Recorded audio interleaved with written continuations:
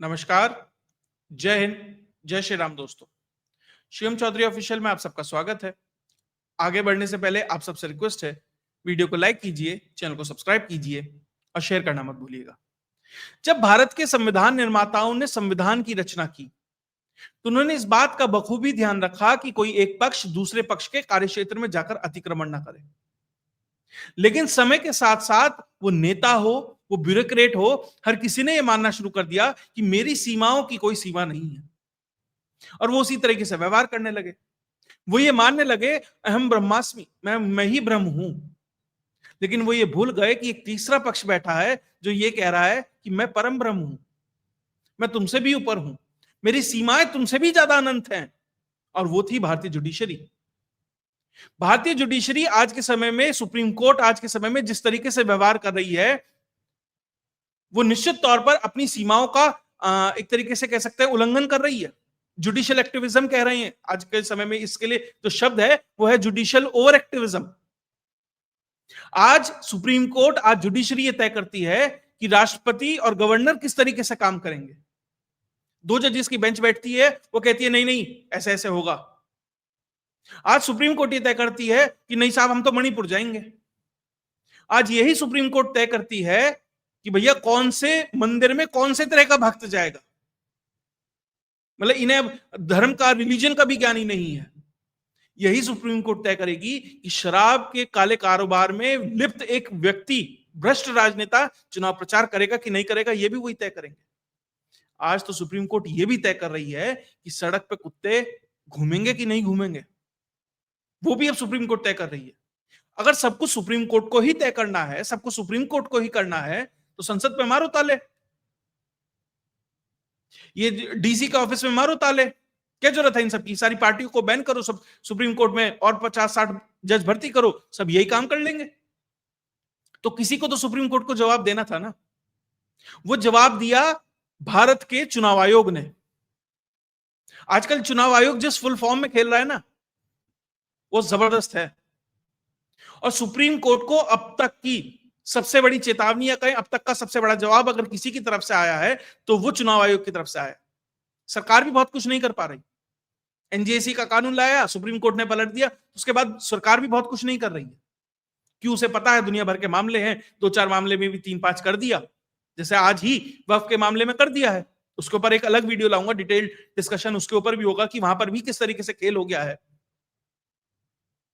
तो वो तो थोड़ा बचती है, लेकिन चुनाव आयोग तो भैया खुद में एक संवैधानिक दर्जा हासिल है उसे। वो तो कोई मोहताज नहीं है, ना अपॉइंटमेंट होना है उस कॉलेजियम सिस्टम से उनका, तो वो तो जवाब दे सकती है, और वही जवाब उसने दिया।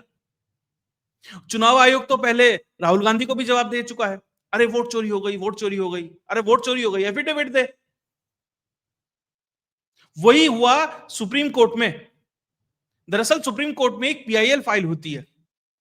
पीआईएल का आजकल कारोबार भी बड़ा चल रहा है, तो हर कोई पहुंच जाता है पीआईएल लेकर। तो पीआईएल फाइल हुई कि सुप्रीम कोर्ट ये निर्देशित करे चुनाव आयोग को कि भैया देश के अंदर जो स्पेशल इंटेंसिव रिवीजन है, जो एसआईआर अभी बिहार के अंदर हुआ है, ऐसा पूरे देश के अंदर हो और टाइम बाउंड तरीके से और जल्दी से जल्दी हो। इसके ऊपर सुप्रीम कोर्ट कुछ कह पाती तो उसमें जो हलफनामा है वो दाखिल किया चुनाव आयोग ने। उसने कहा साफ कि ये तय करना एसआईआर होगा नहीं होगा, वोटर लिस्ट बनेगी नहीं बनेगी, क्या होगा क्या नहीं होगा, चुनाव की पूरी प्रक्रिया से जुड़ा हुआ जो भी कार्यक्रम है, भैया वो चुनाव आयोग तय करेगा। सुप्रीम कोर्ट उसमें कहीं भी अतिक्रमण ना करे, सुप्रीम कोर्ट कोई निर्देश ना दे। सुप्रीम कोर्ट का काम है संविधान की व्याख्या करना, उसकी विवेचना करना, यह देखना उसका उल्लंघन कहीं नहीं हुआ है, लोगों के मौलिक अधिकार तो नहीं छिन रहे हैं, यह देखना सुप्रीम कोर्ट का काम है। इसके अलावा सुप्रीम कोर्ट का कोई काम नहीं है। चुनाव कैसे होगा ये चुनाव आयोग तय करेगा, सरकार कैसे चलेगी ये प्रधानमंत्री तय करेगा, राज्य कैसे चलेंगे ये मुख्यमंत्री तय करेंगे। हर एक की अपनी सीमाएं हैं, हर एक का अपना कार्य क्षेत्र है, उसमें अतिक्रमण ना हो, ये चुनाव आयोग की तरफ से साफ साफ। देखिए चुनाव आयोग ने एसआईआर कराया बिहार में, उन्होंने कहा 11 डॉक्यूमेंट लगेंगे। कुछ लोग पहुंच गए सुप्रीम कोर्ट, साहब उसमें आधार कार्ड भी लगवाओ। अब सुप्रीम कोर्ट तो भाई आदत है ना, एक होता है ना आप कहीं जाएंगे कहीं बैठेंगे तो एक आदमी होता है जिसे सब कुछ पता होता है, नहीं जी मैं बताऊंगा ये कैसे होगा। वो वाली स्थिति है। तो उसने कहा नहीं नहीं, आधार कार्ड वो ना नागरिकता का प्रमाण नहीं है, लेकिन इसे लगा लो इसमें। वो एक बात उसे कहना पड़ा कि अगर आपने आधार कार्ड दिया भी है, अगर उसे फर्जी लगता है चुनाव आयोग को, तो उसके आगे सपोर्टिंग डॉक्यूमेंट्स मांग सकता है, वो अलग चीज है। लेकिन आपने एक छोटा सा लूपहोल घुसा दिया ना।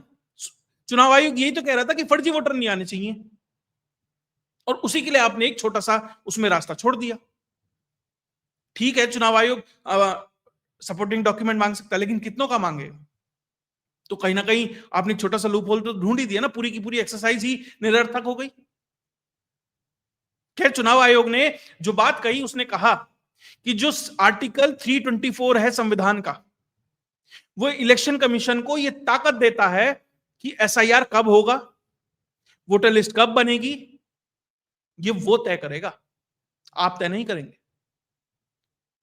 जो पीपल्स रिप्रेजेंटेशन एक्ट 1950 की आर्टिकल 21 है, वो ये तय करता है कि जो वोटर लिस्ट है उसकी कोई समय सीमा तय नहीं है कि कब अपडेट होगी, कैसे होगा, ये चुनाव आयोग तय करेगा। वो चुनाव की कंडीशन के ऊपर तय करता है। बिहार में चुनाव है, वहां की क्या कंडीशन है, वो उस हिसाब से काम करेगा। बंगाल में है, उसके लिए क्या काम होगा वहां देखेगा। राष्ट्रीय स्तर पे है, वहां क्या होगा वो देखेगा। तो ये चुनाव आयोग तय करेगा कि वोटर लिस्ट कब अपडेट होगी। उसकी कोई समय सीमा नहीं है, और ये निर्देशित नहीं कर सकता सुप्रीम कोर्ट। उसके अलावा चुनाव से पहले वोटर लिस्ट का वेरिफिकेशन का जो काम है, वो भी चुनाव आयोग करेगा। उसके अलावा क्या बदलाव होंगे, छोटे होंगे, बड़े होंगे, कब होंगे, किस तरीके से प्रोसेस चलेगा, वो भी चुनाव आयोग तय करेगा। चुनाव आयोग ने ही तय किया था ना कि photo identity I card, voter ID card होंगे। सुप्रीम कोर्ट ने तो नहीं तय किया था। तो निष्पक्षता के साथ चुनाव हो रहे हैं ना। थोड़ी बहुत, भैया इतनी बड़ी डेमोक्रेसी है, इतने सारे वोट डालते हैं, करोड़ों अरबों लोग वोट डाल रहे हैं, थोड़ी बहुत 0.1%, 0.2% का कहीं हो सकता है डिस्क्रिपेंसी हो, उसको भी सुधारा जाता है। उसके अलावा वोटर लिस्ट भरोसेमंद हो, ये उसकी जिम्मेदारी है, ये चुनाव आयोग है वो यही तय करेगा। और साथ ही एसआईआर कब होगा, ये भी चुनाव आयोग तय करेगा। और चुनाव आयोग पहले ही कह चुका है कि पैन इंडिया एसआईआर होना है। तो भैया तुम किस चीज के लिए जा रहे हो वहां पे? और सुप्रीम कोर्ट किस चीज का एक्टिविज्म दिखा रहा है इसके अंदर? दरअसल है क्या, चुनाव आयोग ने यहां से एक लंबी लकीर खींची है बिहार के परिप्रेक्ष्य में, क्योंकि जो ऑर्डर है वो अभी सुप्रीम कोर्ट में वो केस चल रहा है, बिहार के एसआईआर वाला। तो इस एफिडेविट के माध्यम से पहले ही चुनाव आयोग ने सुप्रीम कोर्ट को कह दिया कि भैया अतिक्रमण मत करना, हमारा संवैधानिक अधिकार है, हमें पावर दी है संविधान ने। कब वोटर लिस्ट बनेगी, कैसे अपडेट होगी, क्या एसआईआर होगा, इंटेंसिव रिवीजन होगा कि स्पेशल इंटेंसिव रिवीजन होगा, कब होगा, कैसे होगा, वो सब हम तय करेंगे। तो जो ये एफिडेविट है, एक तरीके से संदेश है कि बिहार वाले मामले में कुछ थोड़ा दाएं बाएं इधर उधर मत हो जाना, हमें पता है हमें क्या करना है। अब सुप्रीम कोर्ट ही सब तय करेगा क्या?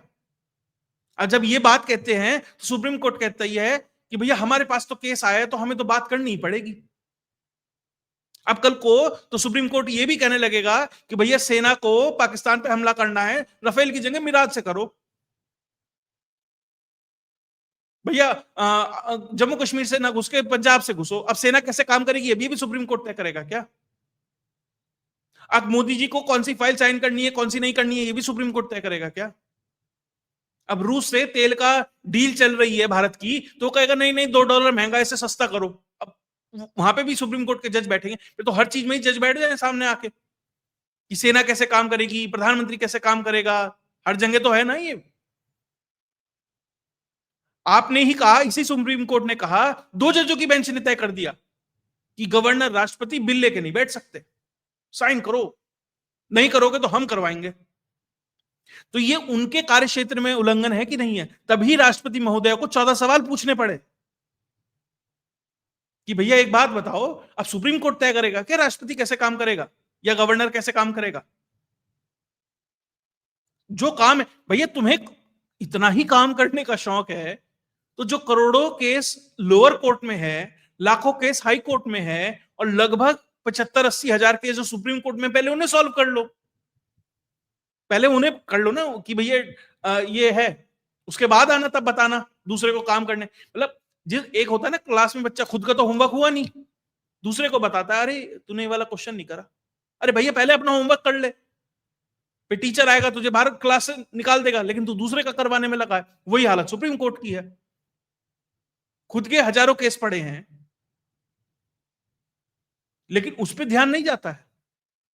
नहीं साहब, वो चुनाव आयोग कैसे काम करेगा, राष्ट्रपति कैसे काम करेगा, गवर्नर कैसे काम करेगा। बहुत बेहतर तरीके से तुषार मेहता ने बहुत सही जवाब दिया कि आपने जो ये गवर्नर और राष्ट्रपति के ऊपर जो बात कही है, अभी 5 जजों की बेंच खैर गवाही ने बैठाई है, उस पर चर्चा चल रही है, और देश का कोई ऐसा बड़ा वकील नहीं है जो उस केस के अंदर इन्वॉल्व ना हो, क्योंकि 28 राज्य हैं, केंद्र सरकार है, फिर अलग अलग पक्ष हैं, हर कोई उसमें अपने जवाब दे रहा है। तो कभी कपिल सिब्बल हो, अभिषेक मनु सिंघवी हो, हरीश साल्वे हो, और जिसका भी नाम आप जानते हो कि ये बड़ा वकील है सुप्रीम कोर्ट का, वो उसके अंदर इन्वॉल्व है। कोई किसी राज्य का पक्ष रख रहा है, कोई केंद्र का पक्ष रख रहा है, कोई किसी का है, तो उस तरीके से सब लगे हुए हैं। और जिस तरह की बहस चल रही है, जबरदस्त है।